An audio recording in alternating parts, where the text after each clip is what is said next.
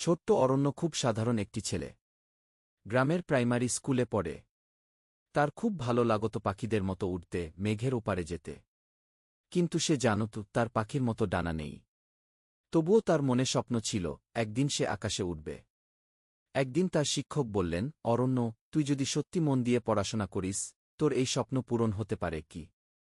অরণ্য ঠিক করল সে কঠোর পরিশ্রম করবে। সে দিনরাত পড়াশোনা করতে লাগল। স্কুলের সবাই তাকে নিয়ে হাসাহাসি করত, বলত, তুই আর পাখি হবি কবে? তোর তো ডানা নেই। কিন্তু অরণ্য তাদের কথায় কান দিত না। সে জানত তার স্বপ্নের পথে বাধা আসবেই, কিন্তু তাকে থামানো যাবে না। বছর কয়েক পর অরণ্য বড় হয়ে গেল। সে পাইলট হল। তার প্রথম ফ্লাইটের দিন সে আকাশে উঠতে লাগল। নিচে তাকিয়ে সে তার গ্রামটাকে দেখল, সেই সব মানুষের মুখ মনে পড়ল যারা তাকে নিয়ে হাসত। অরণ্য মুচকি হেসে বলল, স্বপ্ন দেখ, আর সেটাকে সত্যি করার জন্য পরিশ্রম করো। ডানা না থাকলেও আকাশে উড়া সম্ভব। শিক্ষা, জীবনে যতই বাধা আসুক, স্বপ্নকে বাঁচিয়ে রাখো।